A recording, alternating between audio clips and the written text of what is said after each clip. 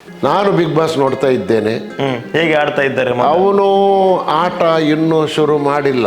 ಮತ್ತೆ ನನ್ನ ಹೆಂಡತಿ ಮನೆ ಹೋದ ಇತ್ತೀಚೆಗೆ ಒಂದು 2-3 ದಿನ ಅಲ್ಲಿ ಹೋದ ಕೂಡಲೇ ಬಿಗ್ ಬಾಸ್ ಬಂದರು ಅಂತ ನನ್ನನ್ನೇ ಕರೀತಾರೆ. ಎಲ್ರಿಗೆ ಬಹಳ ಸಂತೋಷ. ನನಗೆ ಅವನು ಹೋಗುವಾಗ ಬಿಗ್ ಬಾಸ್ಗೆ ಹೋಗುದಂತ ಹೇಳಲಿಲ್ಲ. ನಾನು ಬೆಂಗಳೂರಿಗೆ ಒಂದು ಮ್ಯಾನೇಜ್ಮೆಂಟ್ ಈ ಕಂಪ್ನಿಗೆ ಹೋಗ್ತಾ ಇದ್ದೇನೆ. ಈಗ ನಿಮ್ಮ ಬಿಗ್ ಬಾಸಲ್ಲಿ 6 ಪ್ಯಾಕ್ ಮಾಡಿದವನಂದರೆ ಇವನೇ ಅಂತ ನನಗೆ ಕಾಣ್ತದೆ. SLC ಪಾಸ್ ಆದ ನಂತರ ಕಾಲೇಜ್ನಲ್ಲಿ ಹೋಗುವಾಗ ಅವನ ತಲೆಯಲ್ಲಿ ಕೇವಲ ಒಂದು ಸ್ಪೋರ್ಟ್ಸ್ನ ಬಗ್ಗೆ ಅಷ್ಟು ಗಮನ ಕೊಡಲಿಲ್ಲ. ಕ್ರಿಕೆಟ್ ಆಡಲಿಕ್ಕೆ ತುಂಬ ಹೋಗ್ತಿದ್ದ. ಕ್ರಿಕೆಟ್ ತುಂಬ ಇಷ್ಟ ಅವನಿಗೆ. ಪವರ್ ಪಿಕ್ಚರಲ್ಲಿ ಶೂಟಿಂಗ್ ಸ್ಪೇನಲ್ಲಿ ಆಗಿದ್ದು.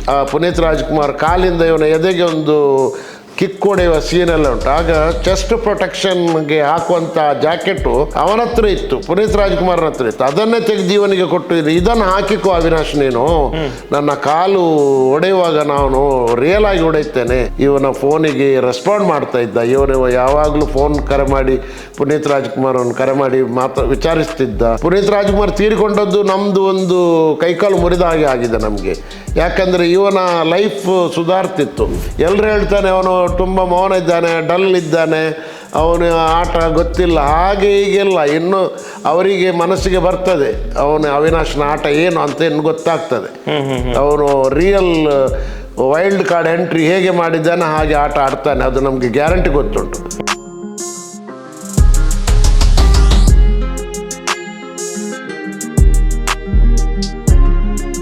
ಬೊಂಬಾಟ್ ಸಿನಿಮಾ ನೋಡ್ತಾ ಇರುವಂಥ ಕನ್ನಡದ ಎಲ್ಲ ಪ್ರೇಕ್ಷಕರಿಗೆ ನಮಸ್ಕಾರ. ನಾನು ಸೂರಜ್ ಮಂಗಳೂರು. ನಾನಿವತ್ತು ಎಲ್ಲಿದ್ದೀನಿ ಅಂತ ಹೇಳಿದರೆ ಬಿಗ್ ಬಾಸ್ ಕನ್ನಡ ಸೀಸನ್ 10ರ ಸ್ಪರ್ಧಿಯಾಗಿರುವಂಥ ಅವಿನಾಶ್ ಶೆಟ್ಟಿ ಅವರ ಮನೆಯಲ್ಲಿದ್ದೇನೆ. ನನ್ನ ಜೊತೆಗೆ ಅವಿನಾಶ್ ಅವರ ತಂದೆ ಶ್ರೀಧರ್ ಶೆಟ್ಟಿ ಅವರಿದ್ದಾರೆ. ಸೊ ತಂದೆ ಮಗನ ಬಗ್ಗೆ ಏನೆಲ್ಲ ವಿಚಾರಗಳನ್ನು ಹೇಳ್ತಾರೆ ಅನ್ನೋದನ್ನು ಈ ವಿಡಿಯೋದಲ್ಲಿ ನೀವು ನೋಡ್ಲಿಕ್ಕಿದ್ದೀರಿ. ಮೊದಲನೇದಾಗಿ ಶ್ರೀಧರ್ ಸರ್ ನಮಸ್ಕಾರ ಸರ್. ನಮಸ್ತೆ. ಹೇಗಿದ್ದೀರಿ ಸರ್? ಚೆನ್ನಾಗಿದ್ದೇನೆ ಸರ್, ತಾವು ಹೇಗಿದ್ದೀರಿ? ಚೆನ್ನಾಗಿದ್ದೀರಿ. ನಾವು ಸೂಪರ್ ಆಗಿದ್ದೇವೆ. ಸೊ ನಿಮ್ಮ ಮಗ ಬಿಗ್ ಬಾಸ್ ಸೀಸನ್ 10ರಲ್ಲಿ ವೈಲ್ಡ್ ಕಾರ್ಡ್ ಕಂಟೆಸ್ಟೆಂಟ್ ಆಗಿ ಹೋಗಿದ್ದಾರೆ. ಸೊ ಕನ್ನಡದ ಜನತೆಗೆ ಒಂದು ಆಸಕ್ತಿ. ಸೊ ಅವಿನಾಶ್ ಅವರ ತಂದೆ ತಾಯಿ ಯಾರು, ಅವರ ಮನೆ ಹೇಗಿದೆ, ಸೊ ತಂದೆ ಹತ್ರ ಸ್ವಲ್ಪ ಮಾತಾಡಿಸಿ ಇಂತೆಲ್ಲ ಮೆಸೇಜ್ಗಳು ಬರ್ತಾ ಇದೆ. ಹಾಗಾಗಿ ನಾವು ಇವತ್ತು ನಿಮ್ಮ ಮನೆಗೆ ಬಂದಿದ್ದೇವೆ.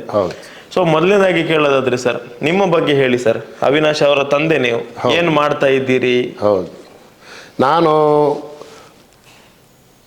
ಸಾಧಾರಣ ಒಂದು 38 ವರ್ಷಗಳ ತನಕ ಭಾರತೀಯ ನೌಕಾಯಾನ ನಿಗಮ ಮಂಡಳಿಗೆ ಸೇರಿದಂತಹ ಹಡಗಿನಲ್ಲಿ ಕೆಲಸ ಮಾಡ್ತಿದ್ದೆ. ಅದು ಭಾರತ ಸರ್ಕಾರದ ಸ್ವಾಮ್ಯಕ್ಕೆ ಒಳಪಟ್ಟದ್ದು. ಅಲ್ಲಿ 38 ವರ್ಷಗಳು ಸತತವಾಗಿ ಕೆಲಸ ಮಾಡಿದ ನಂತರ 60 ವರ್ಷ ಆಗುವಾಗ ರಿಟೈರ್ಡ್ ಆಗಿದ್ದೇನೆ. ಅದು 2015 ಏಪ್ರಿಲ್ನಲ್ಲಿ ರಿಟೈರ್ಡ್ ಆಗಿದ್ದೇನೆ. ಆ ನಂತರ ಈಗ ತನ್ನಷ್ಟಕ್ಕೆ ನಾವು ಮನೆಯಲ್ಲಿದ್ದೇವೆ, ಆ ಕಡೆ ಈ ಕಡೆ ಹೋಗಿ ಬರ್ತಾ ಇದ್ದೇವೆ. ಸ್ವಲ್ಪ ಕೋಲ್ಹಾಪುರದಲ್ಲಿ ಸ್ವಲ್ಪ ಹೋಟೆಲ್ ಮ್ಯಾನೇಜ್ಮೆಂಟ್ ಮಾಡ್ತಾ ಇದ್ದೆ. ನಾವು ಸ್ವಂತ ಲೀಸಿಗೆ ಹೋಟೆಲ್ ತೆಗೆದುಕೊಂಡು ಹೋಟೆಲ್ ನಡೆಸ್ತಾ ಇದ್ದೆವು. ಆ ನಂತರ ಅದು ಸ್ವಲ್ಪ ಕೊರೋನಾದ ಸಮಯದಲ್ಲೆಲ್ಲ ಲಾಸ್ ಆಯಿತು. ನಾವು ಅದಲ್ಲಿ ಬಿಟ್ಟು ಬಂದೆವು. ನಾವು ಈಗ ಆರಾಮವಾಗಿ ಮನೆಯಲ್ಲೇ ಇದ್ದೇವೆ. ಈಗ ರಿಟೈರ್ಮೆಂಟ್ ಲೈಫನ್ನು ಈಗ ಎಂಜಾಯ್ ಮಾಡ್ತಾ ಮನೆಯಲ್ಲೇ ಇದ್ದೇವೆ. ಈಗ ಮಗ ಬಿಗ್ ಬಾಸ್ಗೆ ಹೋಗಿದ್ದಾರೆ. ನಿಮ್ಮ 3 ಮಕ್ಕಳಲ್ಲಿ ಮಿಡಲ್ನವರಲ್ಲ? ನನ್ನ 3 ಮಕ್ಕಳಲ್ಲಿ 2ನೇ ಅವನು. ಮೊದಲೇದ್ದು ನನ್ನ ಮಗಳ ನಂತರ ಇವನು ಅವಿನಾಶ್. ಹೌದು. ಎಷ್ಟು ಖುಷಿ ಇದೆ ಸರ್ ಬಿಗ್ ಬಾಸ್ ಕನ್ನಡ ಸೀಸನ್ಗೆ ಹೋಗಿರುವಂತ? ನನಗೆ ನನ್ನ ಮಗ ಬಿಗ್ ಬಾಸ್ಗೆ ಹೋದದ್ದು ಖುಷಿ ಅಂದರೆ ಭಾರಿ ಅಂತೂ ಖುಷಿ. ಅದು ಬಿಗ್ ಬಾಸ್ಗೆ ಒಳಗಡೆ ಹೋಗುವುದು ಎಲ್ಲರಿಗೆ ಹೋಗ್ಲಿಕ್ಕೆ ಆಗುವುದಿಲ್ಲ. ಅಂತಹ ಸಮಯದಲ್ಲಿ ನನ್ನ ಮಗ ಬಿಗ್ ಬಾಸ್ಗೆ ವೈಲ್ಡ್ ಕಾರ್ಡ್ ಎಂಟ್ರಿ ತೆಗೆದುಕೊಂಡು ಒಳಗೆ ಹೋಗಿದ್ದಾನಂತ ಒಂದು ಕೇಳುವುದೇ ಬಹಳ ಸಂತೋಷ. ಅದು ಭಾರಿ ಸಂತೋಷ ತಂದಿದೆ. ಅವನು ಅದರಲ್ಲಿ ವಿನ್ ಆಗಲಿ, ಅವನು ಜಯ ಸಾಧಿಸದೇ ಇರಲಿ, ಬಿಗ್ ಬಾಸ್ ಮನೆಯಲ್ಲಿ ಒಂದು 2-3 ವಾರವಾದರೂ ಇದ್ದು ಅಲ್ಲಿ ಎಲ್ಲರ ಜೊತೆ ಇದ್ದು ಅವನ ಟ್ಯಾಲೆಂಟನ್ನು ಬಿಗ್ ಬಾಸ್ ಮನೆಯಲ್ಲಿ ತೋರಿಸಿ ಬಂದರೆ ಸಾಕು. ನಾವು ಅಷ್ಟೇ ತುಂಬ ಇದರಲ್ಲಿದ್ದೇನೆ. ಬಿಗ್ ಬಾಸ್ ಮನೇಲಿ ಈಗ ಇದ್ದಾನೆ ಅವನು. ಮೊನ್ನೆ ಇಷ್ಟಿತೆಗಷ್ಟು ಹೋಗಿದ್ದು, ಒಂದು 6-7 ದಿನ ಆಯ್ತು ಅಷ್ಟೇ. ಅವನದು ನಾವು ಬಹಳ ಖುಷಿ ನಾವು ಪಟ್ಟಿದ್ದೇನೆ ಬಿಗ್ ಬಾಸ್ ಮನೆಗೆ ಹೋದದ್ದು. ನಿಮಗೆ ಯಾರು ಹೇಳಿದ್ದು ಸರ್? ಈಗ ಅವಿನಾಶ್ ಅವರೇ ಬಂದು ಹೇಳಿದ್ರೆ ಅಪ್ಪ ನಾನು ಹೀಗೆ ಬಿಗ್ ಬಾಸ್ ಅನ್ನೋ ಕಾರ್ಯಕ್ರಮಕ್ಕೆ ಹೋಗ್ತಾ ಇದ್ದೇನೆ ಅಂತ ಹೇಳಿ? ನನಗೆ ಅವನು ಹೋಗುವಾಗ ಬಿಗ್ ಬಾಸ್ಗೆ ಹೋಗುದಂತ ಹೇಳಲಿಲ್ಲ. ನಾನು ಬೆಂಗಳೂರಿಗೆ ಒಂದು ಮ್ಯಾನೇಜ್ಮೆಂಟ್ ಈ ಕಂಪ್ನಿಗೆ ಹೋಗ್ತಾ ಇದ್ದೇನೆ. ನಾನು ಹೇಳಿದೆ, ನೀನು ಬೆಂಗಳೂರಿಗೆ ಹೋದರೆ ಎಲ್ಲಿರ್ತಿ?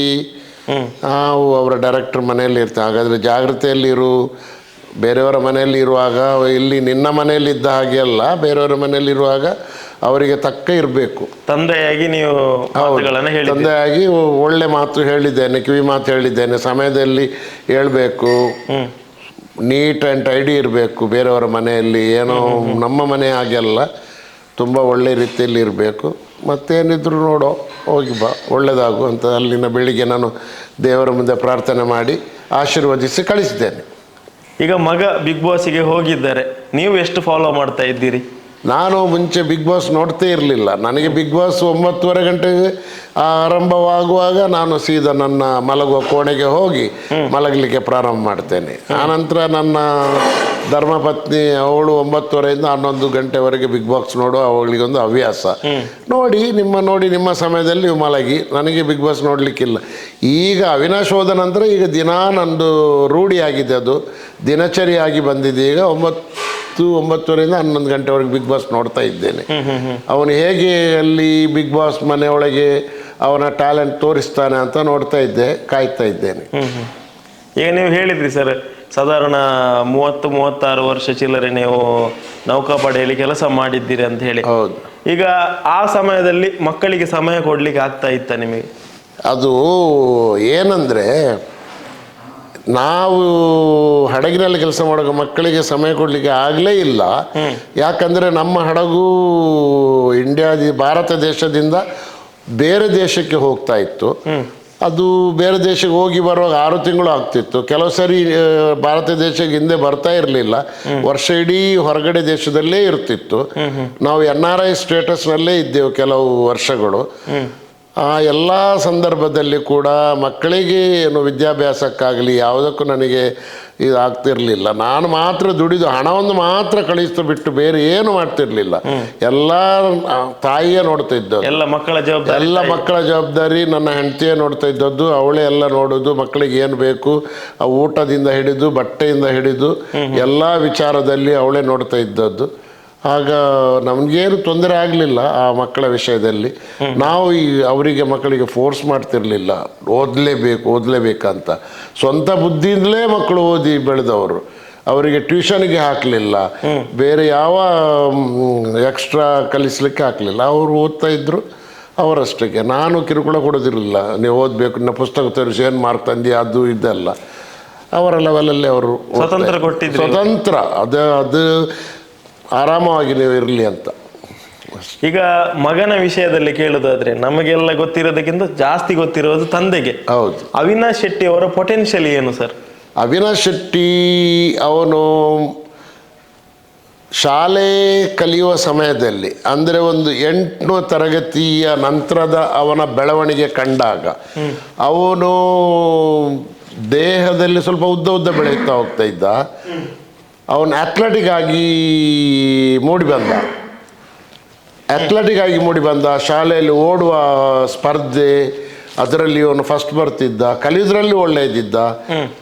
ಅವನಿಗೆ ಮತ್ತೆ ಸ್ವಲ್ಪ ಸ್ಟೈಲಿಸ್ಟ್ ಆಗಿ ಬೆಳೀತಾ ಇರುವಾಗ ಅವನ ಜೊತೆಗಿದ್ದ ಮಕ್ಕಳೆಲ್ಲ, ನೀನು ಒಳ್ಳೆ ಇದಿದ್ದ ಮಾರೆ, ಮಾಡಲ್ ಆಗ್ಬೋದು, ಸಿನಿಮಾ ನಟ ಆಗ್ಬೋದು, ನಿನ್ನ ಹತ್ರ ಇದು ಉಂಟು, ಪೊಟೆನ್ಷಿಯಲ್ ಇದೆ, ನಿನಗೆ ಹೈಟ್ ಬರ್ತಾ ಉಂಟು, ನಿನ್ನದು ಹೈಟ್ ಉಂಟು, ಹಾಗೆಲ್ಲ ಅವನನ್ನು ಇದು ಮಾಡ್ತಾಯಿದ್ರು. ಹಾಗೆ ಬರ್ತಾ ಅವನು SLC ಪಾಸಾದ ನಂತರ ಕಾಲೇಜ್ನಲ್ಲಿ ಹೋಗುವಾಗ ಅವನ ತಲೆಯಲ್ಲಿ ಕೇವಲ ಒಂದು ಸ್ಪೋರ್ಟ್ಸ್ನ ಬಗ್ಗೆ ಅಷ್ಟು ಗಮನ ಕೊಡಲಿಲ್ಲ. ಕ್ರಿಕೆಟ್ ಆಡಲಿಕ್ಕೆ ತುಂಬ ಹೋಗ್ತಿದ್ದ, ಕ್ರಿಕೆಟ್ ತುಂಬ ಇಷ್ಟ ಅವನಿಗೆ.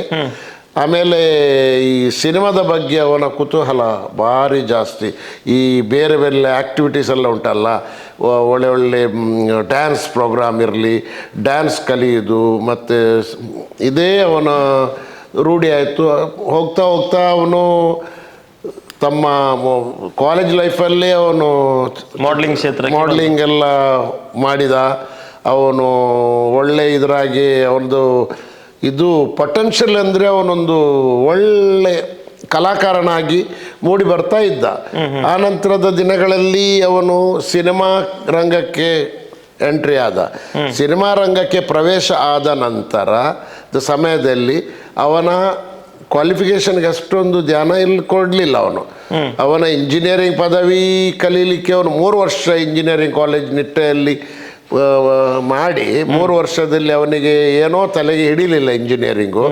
ಅದನ್ನು ಬಿಟ್ಟು ಶ್ರೀ ಧರ್ಮಸ್ಥಳ ಮಂಜುನಾಥೇಶ್ವರ ಲಾ ಕಾಲೇಜಿನಲ್ಲಿ SDM ಕಾಲೇಜಿನಲ್ಲಿ ಅವನು HRD ಹ್ಯೂಮನ್ ರಿಸೋರ್ಸ್ ಡೆವಲಪ್ಮೆಂಟ್ ಅಂತ, bachelor in human resource development ಅಂತ 3 ವರ್ಷ ಕಾಲೇಜ್ ಮಾಡಿದ. 3 ವರ್ಷದಲ್ಲಿ ಸಕ್ಸಸ್ಫುಲ್ ಆಗಿದ್ದಾನೆ, ಡಿಸ್ಟಿಂಕ್ಷನ್ನಲ್ಲಿ ಬಂದಿದ್ದಾನೆ, ಯೂನಿವರ್ಸಿಟಿಯಲ್ಲಿ ಒಳ್ಳೆ ಇದು ಗ್ರೇಡಲ್ಲಿ ಅವನು ಪಾಸ್ ಆಗಿದ್ದಾನೆ.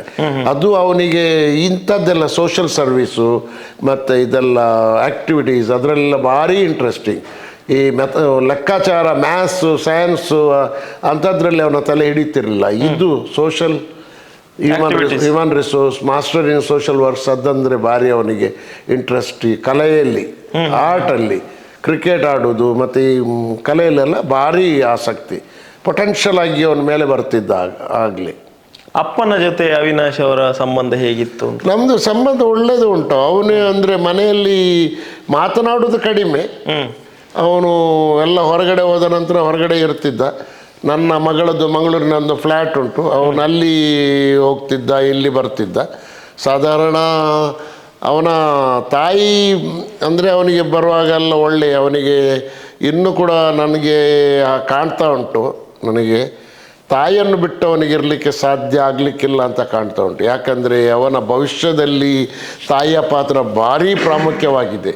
ಇಷ್ಟು ಪ್ರಾಮುಖ್ಯ ಅಂದರೆ ಅವನು ಬೆಳಿಗ್ಗೆ ಎದ್ದ ನಂತರದಿಂದ ಅವನ ಬಟ್ಟೆ ಬಗ್ಗೆ, ಅವನ ಊಟದ ಬಗ್ಗೆ, ಅವನ ತಿಂಡಿ ಬಗ್ಗೆ ಎಲ್ಲ ವಿಷಯದಲ್ಲೂ ತಾಯಿ ನೋಡಿಕೊಳ್ಳೋದು. ಎಲ್ಲನೂ ತಾಯಿ ನೋಡಿಕೊಳ್ಳೋದು. ತಾಯಿಯನ್ನು ಬಿಟ್ಟರೆ ಬೇರೆ ಹೊರಗಿನ ಜನ ತಾಯಿ ಮಾಡಿದಷ್ಟು ಯಾರಿಂದ ಮಾಡಲಿಕ್ಕೆ ಸಾಧ್ಯವೇ ಇಲ್ಲ. ನಾನು ಹೇಳ್ತಾ ಇದ್ದೇನೆ ಈಗಲೂ ಕೂಡ. ಅವನಿಗೆ ನಮ್ಮದು ನೋಡಿ, ನಾನು ಹೆಚ್ಚಾಗಿ ಹಡಗಿನಲ್ಲಿದ್ದ ಕಾರಣ ನಾವು ಮನೆಯಲ್ಲಿ ಮಕ್ಕಳ ಹತ್ರ ಜಾಸ್ತಿ ಮಿಂಗ್ಲಾಗ್ತಿರ್ಲಿಲ್ಲ. ಚಿಕ್ಕವರು ಜಾಸ್ತಿ ಮಿಂಗ್ಲಾಗ್ತಾ ಇದ್ದ. ಈಗ ನೋಡಿ, ಅವರು ಬೆಳೆದ ನಂತರ, ಅವರು ವಿದ್ಯೆ ಕಲಿತ ನಂತರ, ಅವರು ಬೆಳೆದ ನಂತರ, ಮಗಳು ಅವಳಿಗೆ ಮದುವೆ ಆದ ನಂತರ ನಮ್ಮ ಜೊತೆಗೆ ಇರ್ಲಿಕ್ಕಾಗೋದಿಲ್ಲ ನೋಡಿ ಅವರಲ್ಲಿ.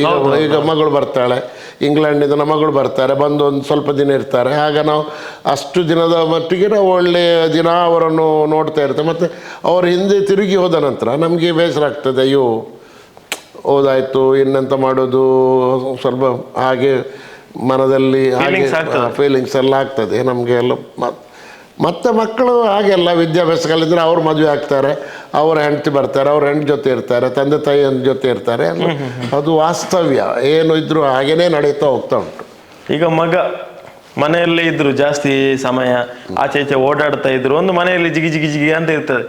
ಈಗ 1 ವಾರದಿಂದ ಕಾಣ್ತಾ ಇಲ್ಲ. ಅಪ್ಪ ಸ್ವಲ್ಪ ಆಲೋಚನೆ ಮಾಡ್ತಾ ಇದ್ದಾರೆ ಮಗನ ಬಗ್ಗೆ? ನನಗೆ ಅವರು ಮನೆಯಲ್ಲಿ ಇಲ್ಲದಾಗ ಎಲ್ರಿಗೆ ಅದು, ಅವನ ತಾಯಿಗಂತೂ ಜಾಸ್ತಿ, ನನ್ನಿಂದ ಜಾಸ್ತಿ. ನಾನು ಸ್ವಲ್ಪ ಟಫ್ ಜನ, ಅಂದರೆ ಹಡಗಿನಲ್ಲಿ ಕೆಲಸ ಮಾಡಿದವನಲ್ಲ, ಮೊದಲಿಂದಲೂ ಚಿಕ್ಕಂದಿಂದಲೂ ಮಕ್ಕಳ ಜೊತೆ ಇರಲಿಲ್ಲ, ಹೆಂಡತಿ ಮಕ್ಕಳ ಜೊತೆ. ಸ್ವಲ್ಪ ಶಿಪ್ಪಲ್ಲಿದ್ದ ಕಾರಣ, ಸ್ವಲ್ಪ ಟಫ್ ಇದ್ದ ಕಾರಣ ಅಷ್ಟೊಂದು ಭಾವನೆಗಳು ಬರಲಿಕ್ಕೆ ನಾನು ಬಿಡುವುದಿಲ್ಲ. ಅವನ ತಾಯಿಗೆ ಜಾಸ್ತಿ. ಆದರೂ ಮನೆಯಲ್ಲಿರುವಾಗ ಸಂಜೆ ಹೊತ್ತಿನಲ್ಲಿ ಕಾಣ್ತದೆ, ಯಾಕೆ ಬರಲಿಲ್ಲ, ಇತ್ತು ಲೇಟ್ ಆಯಿತು, 8 ಗಂಟೆ ಬರ್ತಿದ್ದಲ್ಲ, ಇವತ್ತೇನು 9 ಗಂಟೆ ಆಯಿತು, ಬರಲಿಲ್ಲ 10 ಗಂಟೆ, ಅಂಥ ಸಂದರ್ಭಗಳೆಲ್ಲ ನಮಗೆ ಯಾವಾಗಲೂ ಅದು ಮೂಡಿ ಬರ್ತದೆ. ಕಾಳಜಿ ಎಲ್ಲ ಕಾಳಜಿ ಈಗಲೂ ಇದೆ, ಮೂಡಿ ಬರ್ತಾ ಉಂಟು. 9 ಗಂಟೆ ಆಯಿತು, ಯಾಕೆ ಬರಲಿಲ್ಲ, ಇನ್ನು ಕೇಳು, ಫೋನ್ ಮಾಡಿ ಎಲ್ಲಿದ್ದಾನೆ ನೋಡು. ಅದು ಕಾಳಜಿ ಇದ್ದೇ ಇರ್ತದೆ. ಯಾರು ಹೊರಗಿನ ಅವರಿಗೆ ನಾವು ತೋರಿಸುವುದಿಲ್ಲ ಅಷ್ಟೇ, ಒಳಗೊಳಗೆ ಇರ್ತದೆ. ಎಲ್ಲ ತಂದೆ ತಾಯಂದಿರಿಗೆ ಇರ್ತದೆ, ನನಗೊಬ್ಬನಿಗಂತಲ್ಲ. ಎಲ್ಲ ತಂದೆ ತಾಯಂದಿರಿಗೆ ಮಕ್ಕಳ ಬಗ್ಗೆ ಅಪಾರ ಕಾಳಜಿ ಇರ್ತದೆ. ಈಗ ಅಪ್ಪ ಬಿಗ್ ಬಾಸ್ ನೋಡ್ತಾ ಇದ್ದಾರ? ನಾನು ಬಿಗ್ ಬಾಸ್ ನೋಡ್ತಾ ಇದ್ದೇನೆ. ಹೇಗೆ ಆಡ್ತಾ ಇದ್ದಾರೆ? ಅವನು ಆಟ ಇನ್ನೂ ಶುರು ಮಾಡಿಲ್ಲ, ಅವನ ಆಟ ಇನ್ನೂ ಶುರು ಆಗಬೇಕು. ಅವನು ತುಂಬ ಟ್ಯಾಲೆಂಟು. ಅವನ ಹಾಗೆ ಬಿಗ್ ಬಾಸ್ನಲ್ಲಿ ಯಾರೂ ಇಲ್ಲ ಅಂತ ನಾನು ಮೊದಲೇ ಹೇಳಿದ್ದೇನೆ, ಇಲ್ಲಿ ಕೂತ್ಕೊಂಡು ಮನೇಲಿ ಹೇಳಿದ್ದೇನೆ. ನನ್ನ ಹೆಂಡತಿ ಜೊತೆ ನಾನು ಮಾತನಾಡಿ ಹೇಳ್ತೇನೆ, ನಿನ್ನ ಮಗನ ಹಾಗೆ ದೇಹದ ಇದು ಸ್ಟ್ರಾಂಗೆಸ್ಟ್ ಫಿಸಿಕ್ಕು ಮತ್ತು ಅವನಷ್ಟು ಹೈಟು, ಅವನಷ್ಟು ಟ್ಯಾಲೆಂಟು. ಹೈಟ್ ಒಬ್ಬ ಇದ್ದಾನೆ, ವಿನಯ್ ಇದ್ದಾನೆ ಹೈಟಲ್ಲಿ, ಟ್ಯಾಲೆಂಟು ಅವನಷ್ಟು. ನೋಡಿ, ಅವನು 3 ವರ್ಷ ಇಂಜಿನಿಯರಿಂಗ್ ಮಾಡಿ ಪುನಃ ಹಿಂತಿರುಗಿ ಪುನಃ SDM ಕಾಲೇಜಲ್ಲಿ ಪುನಃ 3 ವರ್ಷ ಮಾಡಿದ ವ್ಯಕ್ತಿ. ಎಜುಕೇಷನ್ ಬಗ್ಗೆ ಅವನು ಇಂಗ್ಲೀಷ್ ಮೀಡಿಯಂನಲ್ಲಿ ಆಂಗ್ಲ ಮಾಧ್ಯಮದಲ್ಲಿ ಕಲಿತ ವಿದ್ಯಾರ್ಥಿ ಅವನು.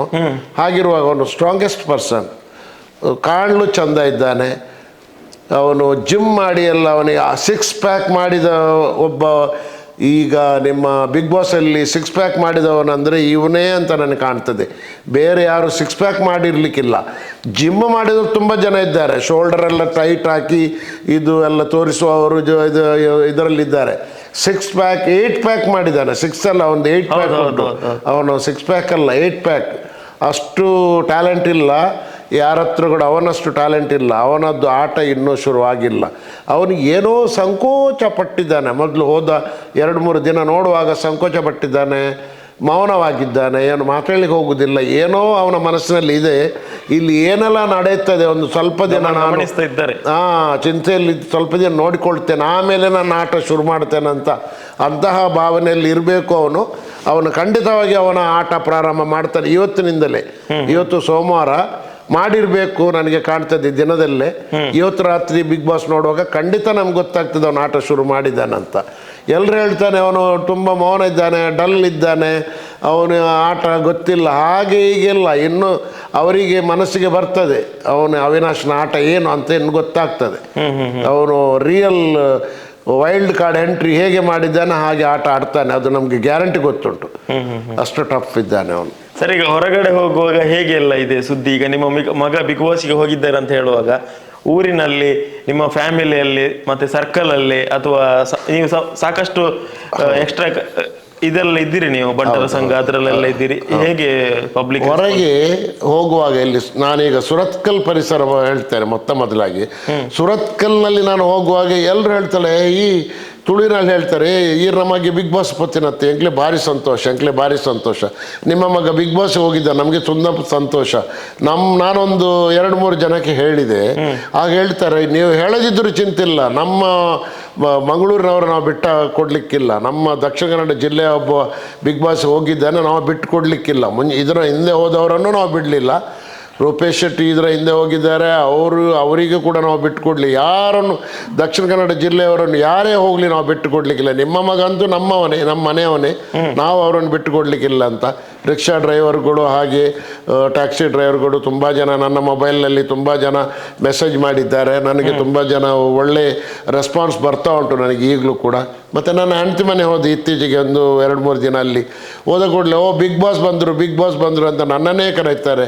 ಎಲ್ರಿಗೆ ಬಹಳ ಸಂತೋಷ, ಅಲ್ಲಿ ಕೂಡ ಭಾರಿ ಜನಕ್ಕೆ ಸಂತೋಷ. ನನ್ನ ಫ್ರೆಂಡ್ ಸರ್ಕಲ್ ಇದ್ದಾರೆ, ನನ್ನ ತಂದೆ ತಾಯಿ ಮನೆ ಊರಲ್ಲಿ ಕೂಡ ಜನರಿಗೆ ಭಾರಿ ಸಂತೋಷ ಬಿಗ್ ಬಾಸ್ ಹೋಗಿದ್ದಾರೆ. ಬಿಗ್ ಬಾಸ್ ಹೋಗುವುದು ಅಷ್ಟೊಂದು ಸುಲಭದ ಕೆಲಸ ಅಲ್ಲ, ಅದರ ಒಳಗೆ ಹೋಗುವುದೇ ದೊಡ್ಡ ಕೆಲಸ. ನಿಜ. ಒಳಗೆ ಹೋದ ನಂತರ ಇವ್ರದ್ದು ಆಟ ಆಡಿ ಇವರು ಏನು ಮಾಡ್ತಾರೆ ಅದು ನೋಡಬೇಕು. ಇವತ್ತಿನ ಅವಿನಾಶ್ ಶೆಟ್ಟಿದ್ದು ಟ್ಯಾಲೆಂಟು, ಅವನ ವೈಲ್ಡ್ ಕಾರ್ಡ್ ಎಂಟ್ರಿ ಇವತ್ತಿನಿಂದ ನೋಡಲಿಕ್ಕೆ ಪ್ರಾರಂಭ ಆಗ್ತದೆ. ಇಷ್ಟು ದಿನ ಅವನು ಏನು ಮಾಡಲಿಲ್ಲ, ಸುಮ್ಮನೆ ಕೂತದ್ದಲ್ಲಿ ಹೋಗಿ ಮೌನವಾಗಿ ಎಲ್ಲ ಅಬ್ಸರ್ವೇಷನ್ ಗಮನಿಸ್ತಾ ಇದ್ದದ್ದು ಮಾತ್ರ. ಅವನು ಎಷ್ಟು ದಿನ ಗಮನಿಸಿ ಇವತ್ತಿನಿಂದ ಶುರು ಮಾಡ್ತಾನೆ ಅಂತ ನನಗೆ ತುಂಬಾ ಮನಸ್ಸಿಗೆ ಧೈರ್ಯ ಉಂಟು. ಖಂಡಿತವಾಗಿ ಅವನು ಇವತ್ತಿನಿಂದ ಆಟ ಶುರು ಮಾಡ್ತಾನೆ. ಈಗ ನೀವು ಹೇಳಿದ್ರಿ ಮಗನ ಪೊಟೆನ್ಷಿಯಲ್ ತುಂಬಾ ಸ್ಟ್ರಾಂಗ್ ಆಗಿದೆ ಅಂತ ಹೇಳಿ. ಹೌದು. ಎಷ್ಟು ಹೈಟ್ಗೆ ಹೋಗ್ಬೋದು? ಈಗ ಫಿನಾಲೆ ತನಕ ಮುಟ್ಟಬಹುದಾ? ಖಂಡಿತವಾಗಿಯೂ ಅವನು ಇಲ್ಲಿ ಊರಿನಲ್ಲಿದ್ದ ಎಲ್ಲ ನಾನು ಸಂಘ ಸಂಸ್ಥೆಗಳ ಬಗ್ಗೆ ತಿಳಿದುಕೊಂಡಿದ್ದೇನೆ.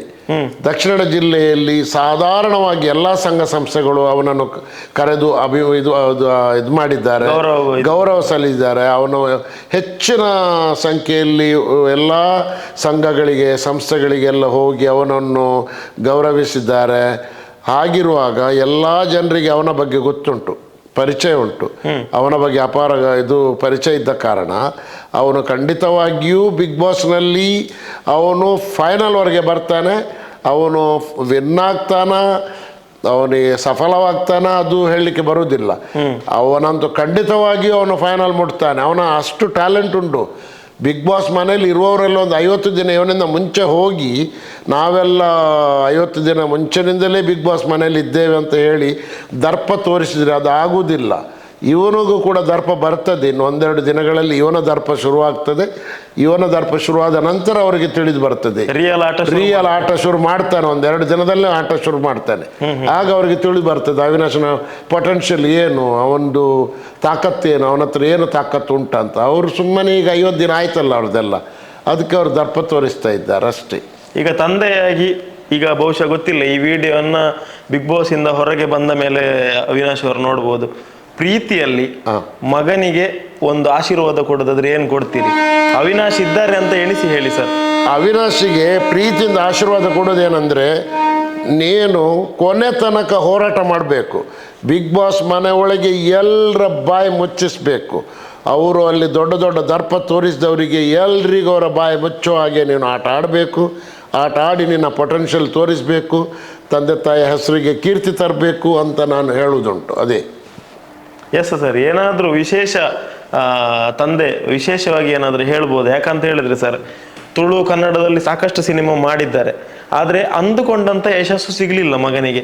ಲೈಕ್ ಒಂದು ಸೂಪರ್ ಹಿಟ್ ಸಿನಿಮಾ, ಒಂದು 100 ಡೇಸ್ ಅಂತದ್ದು ಯಾವುದು ಸಿಗ್ಲಿಲ್ಲ. ಸಿನಿಮಾದಲ್ಲಿ ನಟಿಸಿದ್ದಾರೆ, ಜನರು ಅವರ ಆಕ್ಟಿಂಗ್ ಅನ್ನ ಇಷ್ಟಪಟ್ಟಿದ್ದಾರೆ, ತುಂಬಾ ಪ್ರೀತಿ ಸಿಗ್ತಾ ಇದೆ. ಹೌದು, ಈ ಯಶಸ್ಸು ಸಿಗ್ಲಿಲ್ಲ ಅನ್ನುವಂತ ಒಂದು ಬೇಜಾರು ನಿಮಗೆ ಏನಾದ್ರೂ ಇದೆಯಾ? ನನಗೆ ಮೊದಲಿನಿಂದಲೂ ಅವನು ಸಿನಿಮಾ ರಂಗಕ್ಕೆ ಹೋಗುದು ನನಗೆ ಇಷ್ಟ ಇರಲಿಲ್ಲ.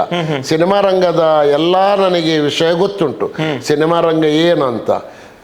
ಉದಾಹರಣೆಗಾಗಿ ಅಮಿತಾಬ್ ಬಚ್ಚನ್, ಬಿಗ್ ಬಿ, ಅವರು ಸಿನಿಮಾ ರಂಗಕ್ಕೆ ಎಂಟ್ರಿ ಕೊಟ್ಟಾಗ ಅವರಿಗೆ ಏನಾಗಿದೆ ಅಂತ ಇಡೀ ಭಾರತ ದೇಶದ ಜನರಿಗೆ ಗೊತ್ತುಂಟು.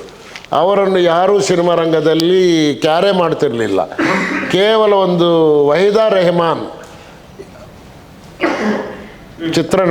ಮುಂಬೈ ಹಿಂದಿ ಚಿತ್ರನಟಿ, ಅವರೊಂದು ಅವನಿಗೆ ಅಮಿತಾಬ್ ಬಚ್ಚನ್, ಬಿಗ್ ಬಿ ಅವರಿಗೆ ಗೌರವ ಎಲ್ಲ ಕೊಟ್ಟು ಪ್ರತಿ ಶೂಟಿಂಗ್ ಸೆಟ್ನಲ್ಲಿ ಅವರನ್ನು ಬದಿಯಲ್ಲಿ ಕೂಳಿರಿಸಿ ಮಾತನಾಡಿ ಅವರಿಗೆ ಹೀಗೆ ಹಾಗೇನೇ ಎಲ್ಲ ಇರುವಾಗ ನಾವು ಹೇಳಿದೆ, ಇದು ಎಲ್ಲ ಚಿತ್ರರಂಗ ಅಷ್ಟೊಂದು ಒಳ್ಳೇದಿಲ್ಲ, ಯಾಕೆ ನಿನ್ನ ಹತ್ರ ವಿದ್ಯೆ ಉಂಟು, ನಾವು ವಿದ್ಯೆ ಕೊಡಲಿಲ್ವ ನಿನಗೆ? ವಿದ್ಯೆ ಕೊಟ್ಟಿದ್ದೇವೆ, ನಿನಗೆ ಒಂದು ಕೆಲಸ ಹುಡ್ಕೊಂಡು ಹೋಗು.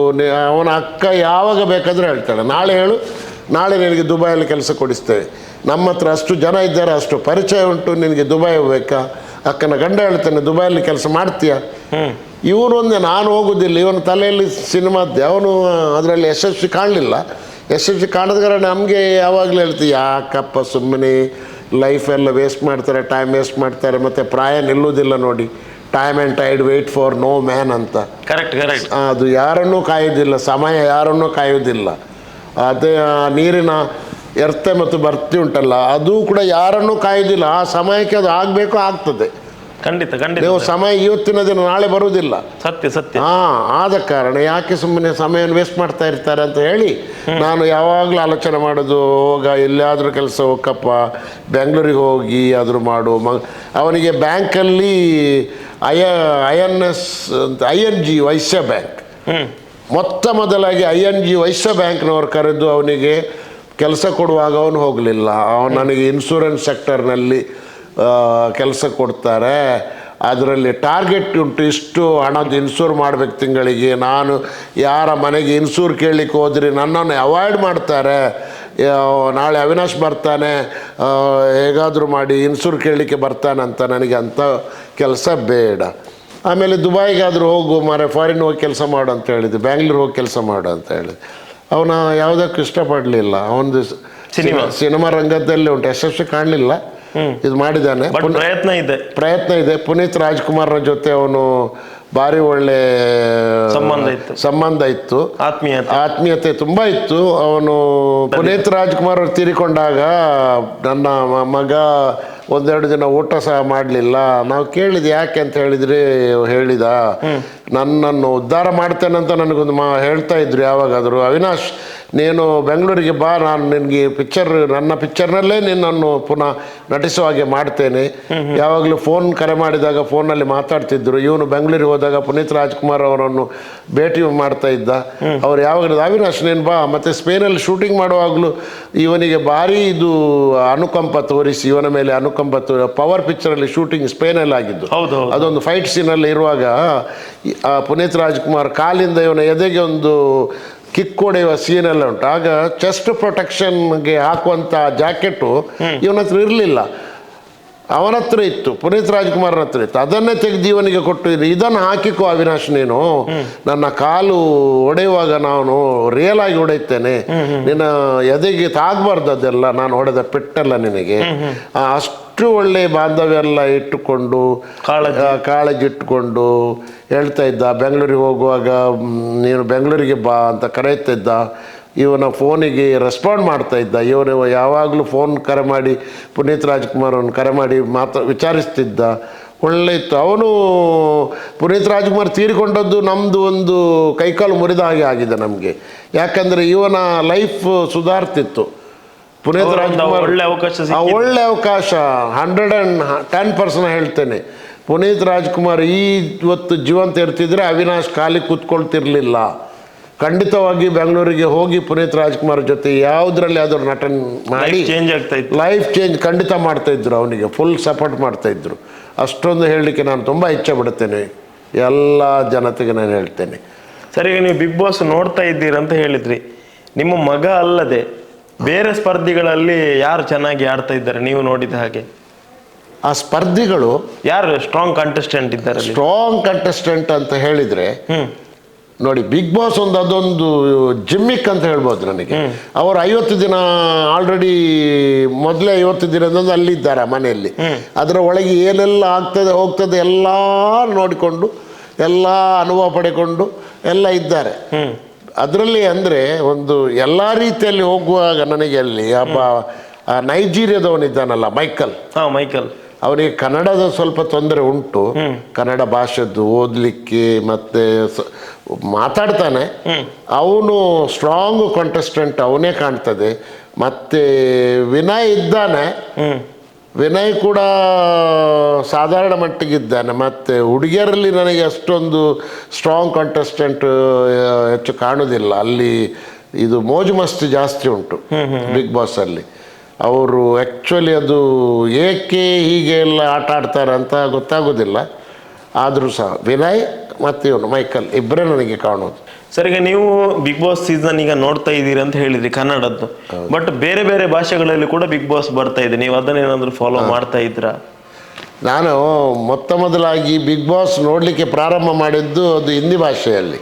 ಅದು ಯಾಕಂದರೆ ಶಿಲ್ಪಾ ಶೆಟ್ಟಿ ಒಂದು ಸಾರಿ ಅಲ್ಲಿ ಫಾರಿನ್ನಲ್ಲಿ ಬಿಗ್ ಬಾಸಲ್ಲಿ ಹೋಗಿ ಅಲ್ಲಿ ಇಂಗ್ಲೆಂಡಲ್ಲಿ ಹೋಗಿ ಬಿಗ್ ಬಾಸ್ ಮಾಡಿದಾಗ ತುಂಬ ಎಲ್ಲ ವಿಚಾರಧಾರೆಗಳೆಲ್ಲ ಮೂಡಿಬಂದು ಆನಂತರ ಇದೇಂತದಪ್ಪ ಇದೊಂದು ಬಿಗ್ ಬಾಸ್ ಅಂತ ಹೇಳಿ ಮತ್ತೆ ನಾನು ಹಿಂದಿಯಲ್ಲಿ ಪ್ರಾರಂಭ ಮಾಡಿದೆ ನೋಡಲಿಕ್ಕೆ.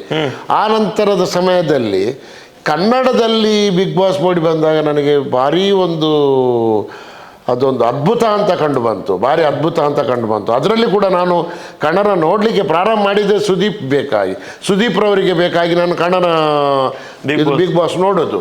ಅವರದೊಂದು ಕೆಪಾಸಿಟಿ, ಅವರದೊಂದು ಮಾತನಾಡುವ ಶೈಲಿ, ಅವರದೊಂದು ಬಿಗ್ ಬಾಸ್ನಲ್ಲಿ ಆ ಪ್ರತಿ ವಾರಕ್ಕೆ 2 ದಿನ ಬರುವುದು, ಇಡೀ ವಾರ ಬಿಗ್ ಬಾಸ್ ಅಲ್ಲಿ ಏನೆಲ್ಲ ನಡೆಯುತ್ತದೆ, ಇಡೀ ವಾರದ ಎಲ್ಲ ಎಪಿಸೋಡನ್ನು ನೋಡಿ ಅದರಲ್ಲಿ ಏನೆಲ್ಲ ಆಗಿದೆ, ಏನು ಘಟನೆಗಳು ನಡೆದಿವೆ, ಏನೆಲ್ಲ ಮಾಡಿದ್ದಾರೆ ಎಲ್ಲ ಇಟ್ಕೊಂಡು ಬಂದು ಶನಿವಾರ ಆದಿತ್ಯವಾರ ಎಲ್ಲ ಅವರ ಮುಂದೆ ಅದನ್ನು ಬಿಚ್ಚಿಟ್ಟಾಗ ಅವರು ಅದನ್ನೊಂದು ಬಿಚ್ಚಿಡುವ ಒಂದು ಶೈಲಿ, ಅವರದ್ದೊಂದು ಪರ್ಸನಾಲಿಟಿ ಸುದೀಪ್ ರವರದ್ದು, ಅವರೊಂದು ಆ್ಯಕ್ಟ್ರಾಗಿ ಇಷ್ಟು ಮ್ಯಾಚ್ಯೂರಿಟಿ ಅವರ ಹತ್ರ ಉಂಟು, ಇಷ್ಟು ಮ್ಯಾಚ್ಯೂರ್ಡ್ ಆಗಿ ಇಷ್ಟು ಒಳ್ಳೆಯ ರೀತಿಯಲ್ಲಿ ಬಿಗ್ ಬಾಸನ್ನೊಂದು ಮೇಲಕ್ಕೆ ಎತ್ಕೊಂಡು ಹೋಗ್ತಾರಲ್ಲ, ಅದರಲ್ಲಿ ಒಂದು ಒಳ್ಳೆ ಇದುಂಟು, ವೆಯ್ಟ್ ಉಂಟು, ಬಾರ್ ಉಂಟು. ಸುದೀಪ್ ಸರ್ ಇದು ಅವರು ಒಳ್ಳೆ ನಟ, ತುಂಬ ಒಳ್ಳೆ ನಟ ಸುದ್ದಿ. ಅವರ ಮಾತುಕತೆ, ಅವರ ಮಾತಿನ ಶೈಲಿ ಉಂಟಲ್ಲ ಅದು ಭಾರಿ ಅದ್ಭುತ. ಅವ್ರು ಮಾತಾಡ್ತಾರೆ, ಅವರಿಗೆ ಅದರ ಯಾರದು ಬ್ರೀಫಿಂಗ್ ಬೇಡ, ಏನು ಬೇಡ, ಅಷ್ಟು ಒಳ್ಳೆ ಪಟ ಪಟ ಪಟ ಪಟ ಅಂತ ನೀರಿನ ಹಾಗೆ ಇದು ಮಾಡ್ತಾರೆ, ಅದು ಅವ್ರದ್ದು ಶೈಲಿ. ಅದರಿಂದ ಬಿಗ್ ಬಾಸ್ ಜಾಸ್ತಿ ಇದು ಫೇಮಸ್ ಆಗಲಿಕ್ಕೆ ಕಾರಣವೇ ಸುದೀಪ್. ಕನ್ನಡದಲ್ಲಿ ಬಿಗ್ ಬಾಸ್ ಫೇಮಸ್ ಆಗಲಿಕ್ಕೆ ಕಾರಣ ಸುದೀಪ್ ಅವರ ವ್ಯಕ್ತಿತ್ವದಿಂದ.